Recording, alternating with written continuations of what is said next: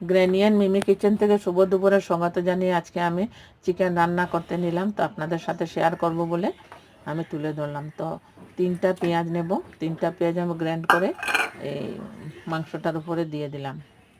একটু রসুন বাটা, একটু আদা বাটা দেব। আদা বাটা দিয়ে আজকে হলুদ দেব না, সব মশলা দেব। মশলার সাথে হলুদটা দেব না, হলুদ না দিয়েই বানাবো, কিন্তু কালারটা আপনারা দেখবেন হলুদ না দেওয়ার পরও কালারটা খুব সুন্দর হয়। আর ভিনেগার দিই, কেননা এখন গরমের দিনে ভিনেগার দিয়ে রান্না করলে অন্য কোনো প্রবলেমে হয় না, পেটের প্রবলেম হয় না। আর রান্নাটা অনেক সময় পর্যন্ত রাখা যায়, বিনা গরম না করলেও বিকালবেলা ফ্রিজে না রেখেও আমরা বাইরে রেখেও আমরা খেতে পারি। তো আমি গরম দিনে প্রায় ভাগ ভিনেগার, ঠান্ডা দিনেও ভিনেগার দিই, কিন্তু গরম দিনে প্রায় ভাগ আমি ভিনেগার দিয়েই রান্না করি। তো একটু কাঁচা তেলও দেবো, কাঁচা তেল সর্ষের তেল দিলাম। সর্ষের তেল দিয়ে এবার মেখে আমি আধা ঘন্টা ম্যারিনেট করার জন্য রেখে দেবো। তখনই সুন্দর করে ম্যারিনেট করার পর বসিয়ে দিলে বেশি সময় লাগে না, অল্প সময় পরে হয়ে যায়। তো আমি প্রায় সময় এইভাবেই রান্না করি, কখনো কষিয়ে বানাই, কখনো এইভাবে মেখে বানাই। তো আপনারা যারা জানেন তো জানেনই, আপনারা স্কিপ করতে পারেন। যারা জানেন না, এইভাবে আপনারা রান্না করে খেয়ে দেখতে পারেন।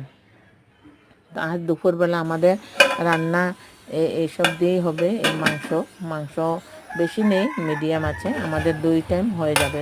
দুপুরে রান্না করলে রাত্র তক আমাদের হয়ে যাবে।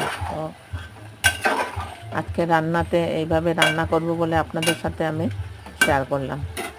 তো এইসব রান্না করতে জলদি হয়, টাইমও কম লাগে। একেবারে সব জিনিস দিয়ে মেখে রেখে দিলে আধা ঘন্টা পর আবার বসিয়ে দিলে একটু একটু এভাবে হাতাটা দিয়ে নাড়াচাড়া করতে থাকলে হয়েই যায়। শর্টকাট রান্না, খেতেও টেস্টি হয়। আরও কখনো অন্যভাবে রান্না করলে খাওয়াটাই ভালো লাগে খেতে। কখনো তো কষিয়ে রান্না করি প্রায় ভাগ, তা আবার অন্যভাবে রান্না করলে সবেরই সব কিছু টেস্টি লাগে।